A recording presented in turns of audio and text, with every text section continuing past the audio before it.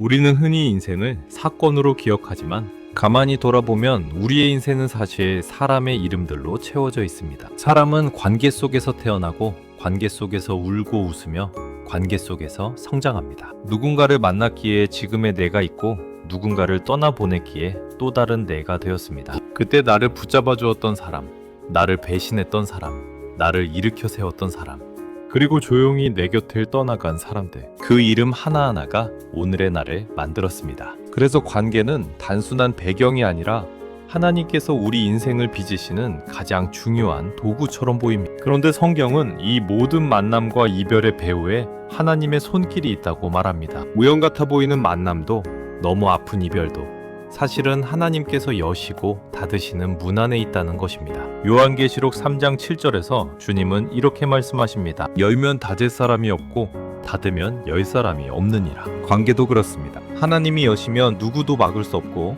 하나님이 닫으시면 아무리 붙잡아도 열리지 않습니다. 우리는 사람을 붙잡고 씨름하지만 성경은 그 배후에서 하나님이 일하고 계심을 보라고 우리를 초대합니다. 오늘 우리는 이 질문 앞에 서보려고 합니다. 하나님이 열어주시는 관계는 어떤 관계인가?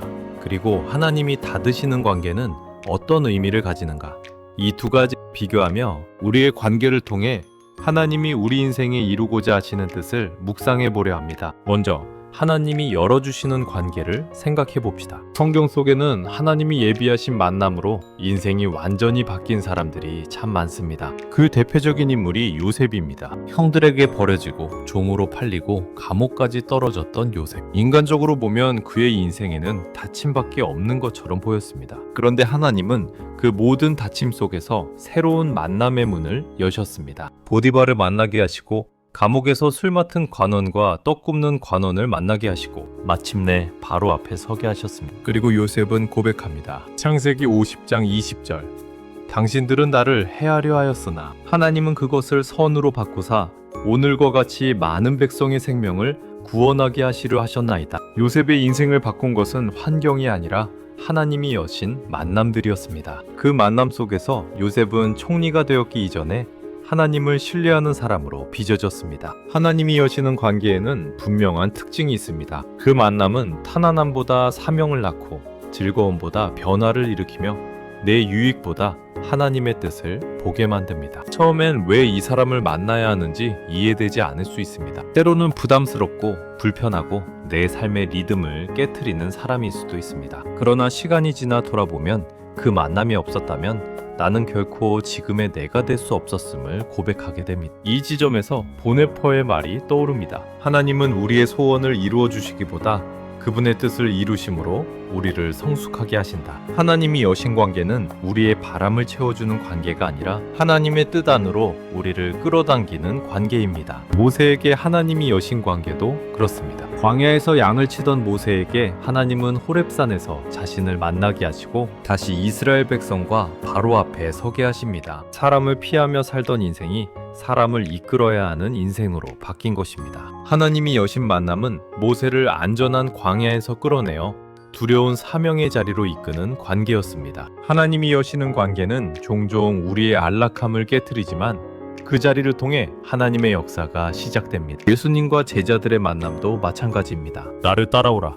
이 한마디에 어부들이 그물을 버리고 세리 마태가 세관을 떠나고 여심당원이 칼을 내려놓습니다. 그 만남은 그들의 인생을 편하게 해주지 않았습니다. 오히려 더 좁은 길, 더 험한 길로 이끌었습니다. 그러나 그 관계 안에서 그들은 하나님 나라의 사람으로 빚어졌습니다. 결국 하나님이 여신 관계는 우리의 자리를 바꾸는 것이 아니라 우리의 존재를 바꾸는 관계입니다. 사랑하는 여러분, 하나님이 열어주시는 관계는 나를 편하게 하기보다 나를 새롭게 하는 관계입니다. 그 관계는 나를 높이기보다 나를 낮추고 나를 드러내기보다 하나님을 드러내게 만듭니다. 그래서 때로는 그 만남이 축복처럼 보이지 않을 수도 있습니다. 그러나 분명한 것은 그 관계 안에서 우리는 이전의 나로는 돌아갈 수 없게 된다는 사실입니다. 반대로 하나님이 닫으시는 관계는 어떻습니까?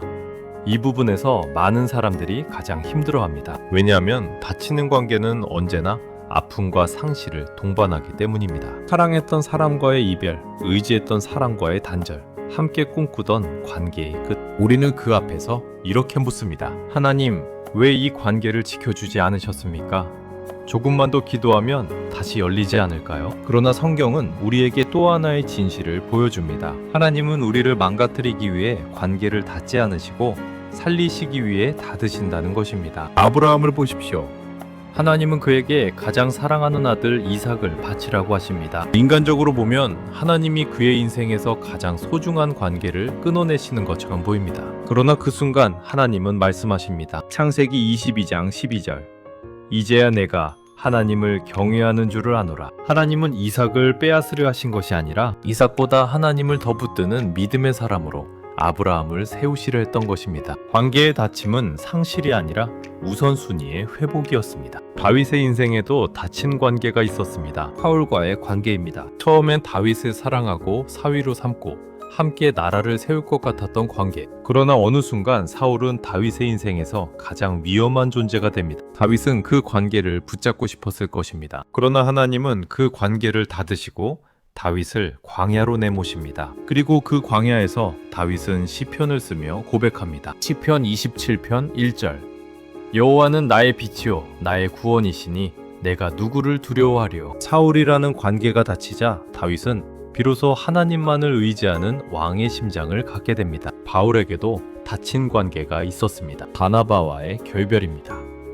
함께 선교 여행을 떠나고 서로를 세워주던 동역자였습니다. 그러나 마가를 두고 생긴 갈등으로 결국 두 사람은 각자의 길을 갑니다. 사도행전 15장은 이 장면을 담담하게 기록하지만 그 이별이 얼마나 아팠을지는 쉽게 짐작할 수 있습니다. 그러나 하나님은 그 닫힘을 통해 선교의 지경을 더 넓히십니다. 한 팀이 두 팀이 되고 복음은 더 멀리 퍼져나갑니다. 우리가 보기엔 실패 같았던 닫힘이 하나님의 손에서는 확장의 도구가 되었습니다. 사랑하는 여러분, 하나님이 닫으시는 관계는 실패가 아니라 방향 전환입니다. 그 관계가 끝났다고 해서 내 인생이 끝난 것이 아닙니다. 오히려 하나님은 그 닫힘을 통해 나를 다른 자리, 더 깊은 자리, 더 하나님께 가까운 자리로 옮기고 계신지도 모릅니다. 이 지점에서 C.S. 루이스의 말이 마음을 울립니다. 하나님은 우리의 고통 속에서 우리에게 속삭이시고 양심으로 말씀하시며 고난으로 외치신다. 닫힌 관계의 아픔 속에서도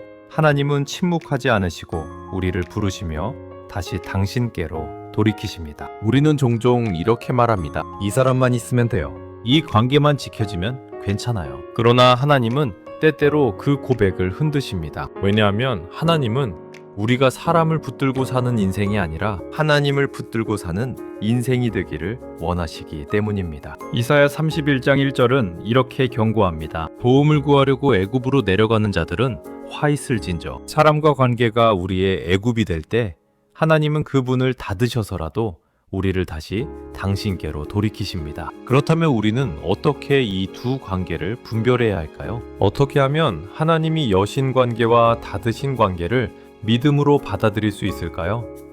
첫째, 그 관계가 나를 하나님께 더 가까이 이끄는가 아니면 멀어지게 하는가를 보아야 합니다. 하나님이 여신 관계는 결국 나를 하나님 앞으로 데려갑니다. 기도가 깊어지고 말씀이 살아나고 하나님을 더 의지하게 만듭니다. 반대로 하나님이 닫으시는 관계는 그 관계가 계속될수록 내가 하나님 없이도 살 수 있을 것처럼 착각하게 만들거나 죄와 타협하게 하거나 믿음을 무디게 만드는 경우가 많습니다. 시편 1편은 말합니다. 복 있는 사람은 악인들의 꾀를 따르지 아니하며 오직 여호와의 율법을 즐거워하는 자로다. 관계도 마찬가지입니다. 나를 여호와의 율법을 즐거워하는 자리로 이끄는가 아니면 멀어지게 하는가. 둘째, 그 관계가 나를 성장시키는가 아니면 붙잡아 두는가를 보아야 합니다. 하나님이 여신 관계는 나를 편하게 안주하게 하지 않습니다. 때로는 아프게 하고 직면하게 하고 회개하게 하고 다시 시작하게 만듭니다. 그러나 그 아픔 뒤에는 분명한 성숙이 있습니다. 히브리서 12장 11절처럼